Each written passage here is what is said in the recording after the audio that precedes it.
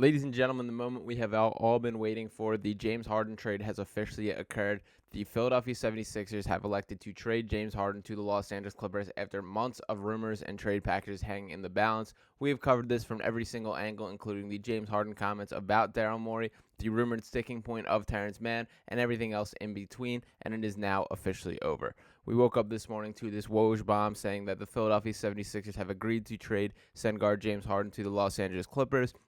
Finally, the situation's over. The Sixers can begin to focus on their true goals for the season. James Harden can begin growing his roots in Los Angeles, and everyone can begin sticking to basketball. So in this video, I want to drop into the specifics of the trade, what I believe this impacts the Sixers from a ceiling standpoint and the return in general, and my overall excitement level moving forward. So let's get right into it and begin with the official trade here. A little frustrating that there was plenty of time hanging in the balance where we really weren't sure what the deal is, but it looks like the final trade is shaping up to be James Harden and PJ Tucker to the Clippers in exchange to the Sixers for Nicholas Batum, Marcus Morris, Robert Covington, KJ Martin, and draft picks. Not this blockbuster return that some may have in mind, but I really like this deal from the Sixers' perspective. That I think Daryl Morey watched these first three games, took a look at the leaps Tyrese Maxey is taking, and said, keep the keys to the offense, that we're not giving those back to anybody, and now provided the Sixers team with the best depth that they have ever had in the Joel Embiid era. Every player coming back in this deal is at least 6'6".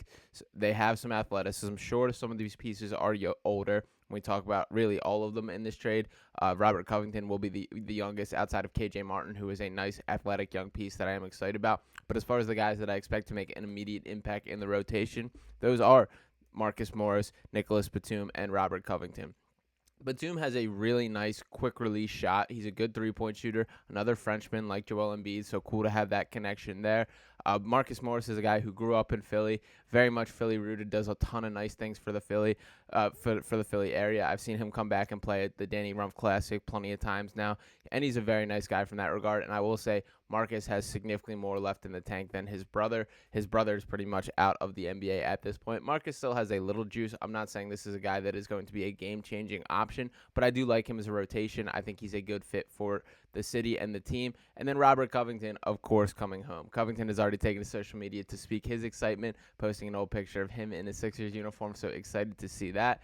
And the biggest thing that is coming, or I guess is still a little bit up in the air, is the draft return. To dive into the specifics of that, we had this tweet from Adrian Wojnarowski saying that the Clippers are sending the Sixers a 2028 unprotected first-round pick, 2 second-round picks, a pick swap, sources tell ESPN. The Clippers are also routing the 76ers an additional future first-round pick from a third team. We had a slightly different report from Shams Charania here of The Athletic, him tweeting that the draft compensation that the Clippers are sending Philadelphia in the James Harden trade, per sources, that would be the 2026 LA Clippers first-round pick via OKC, the 2028 LA Clippers first-round pick, 2 second-round picks, and 1 pick swap. Either way, this is a nice return and a good way to stack the closet. And that is the mindset of Daryl Morey, and this is a mindset that I very much agree with, that I think you keep some flexibility down the line. I know there was so much talk over the Terrence Mann sticking point in this deal. The real debate there and the real reason for that was that Daryl Morey had a trade agreed upon in principle to another team to directly flip Terrence Mann for a first-round pick. That Morey, in his mind, wanted to gain 3 first-round picks for this James Harden experiment, whatever you want to call it, to ultimately have an end goal and keep that flexibility. We'll see. I guess we're going to see what it ultimately shakes out to. I do think that he ended up getting more in return player-wise than he expected and a little less in draft capital, but I'm very fine with the mindset to stack the closet with assets. And to dive into specifically this from the immediate Woj article, says the Sixers had wanted to get 2 first-round picks out of the Harden trade and believe that those assets, coupled with the second-round picks and a pick swap, give them a chance to pursue another high-level guard and a trade to partner with MVP Joel Embiid and Tyrese Maxey this season. As I mentioned, I do think this is the best decision to give Maxey the keys now, and it also gives you some time to wait up to the deadline.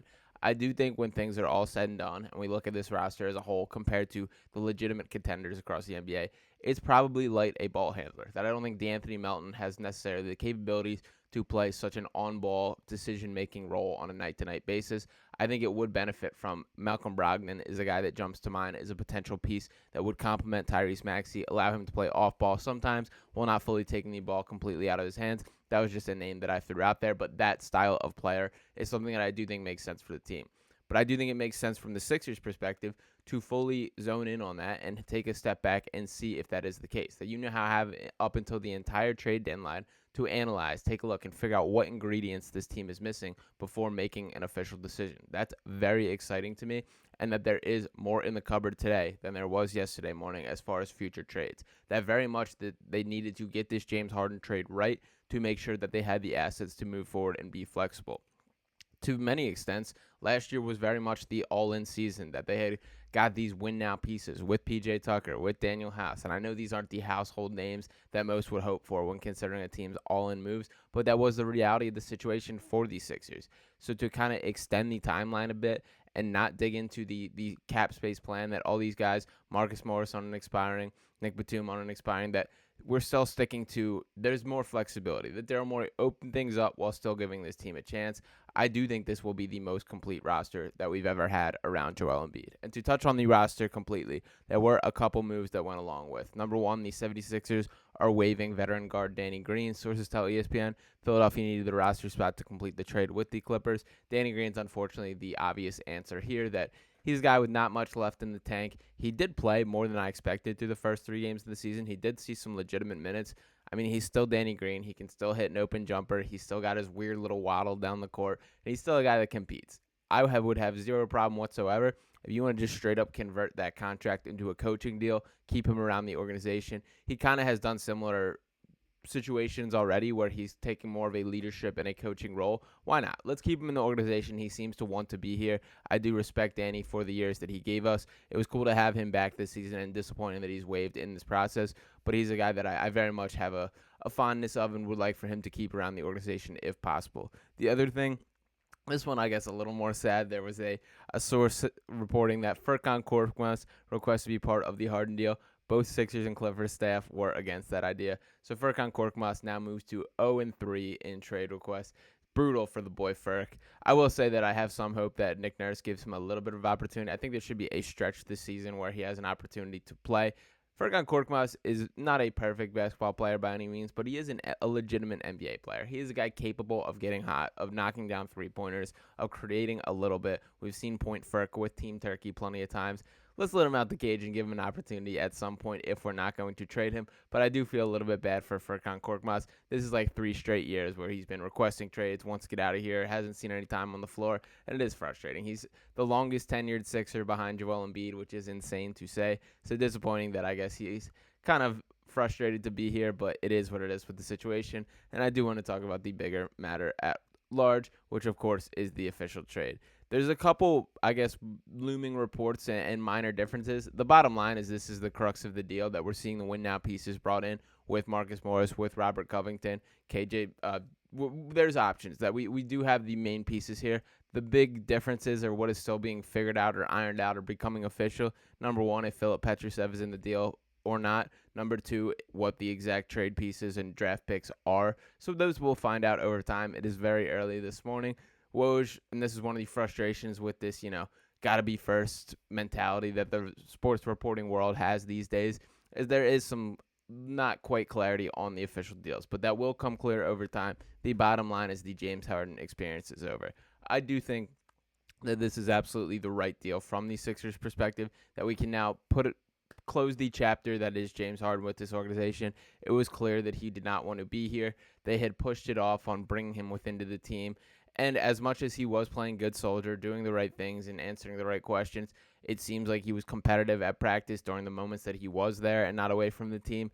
It's still a distraction, that it is still frustrating that for all the season so far, all these guys have had to answer questions just about James Harden and not about what the team looks like, or not the mindset moving forward. And I do think the Sixers have done a very nice job separating things, that they have kept on the right path, continue pursuing their goals while the Harden stuff hangs in the balance. But we are finally able to put a bookend on it. And we have guys that will be officially bought into this organization. And we have the deepest team to surround Joel Embiid ever in his tenure as a Sixer. The biggest reasons for optimism, and yes, there's going to be an argument that they're going to be short on top-end talent, but the biggest reasons for optimism, number one, is I think Joel Embiid has taken another leap this year after being MVP last year, that I do think he's ready to play a more team-friendly style. I see the growth as a playmaker. Tyrese Maxey has absolutely taken another leap this year. We're talking about a guy who, through the first 3 games in the season, ranks top 6 in both points and assists across the entire NBA.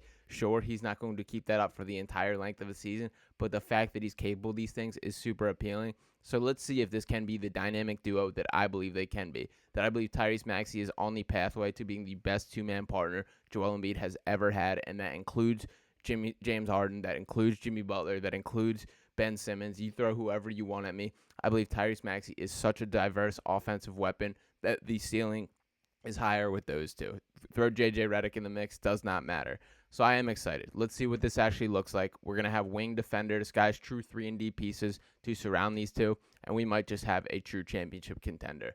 I can't wait to see what this all looks like on the floor. The Sixers won't be back in action until Thursday against the Toronto Raptors once again. We'll see if this is all tied and finished and able to get a look at these players on the floor or not. Wouldn't surprise me if they're held out for that game as they just get acclimated to the offense, expectations, and everything else in between, travel, everything that comes in with a big trade like this. But the bottom line is I'm so excited to stop talking about the James Harden trade rumors. I'm so excited to dive into what this team actually looks like, and I will be with you every step of the way this season right here on Sixers Digest. So let me know your thoughts in the comments. Are you happy with this James Harden trade return? Were you hoping for more? Are you happy it's over? I want to hear it all. So make sure you're sounded off in the comments. Hit that subscribe button to keep this channel growing, keep the Sixers Digest family growing, and I will talk with you next time right here. Peace.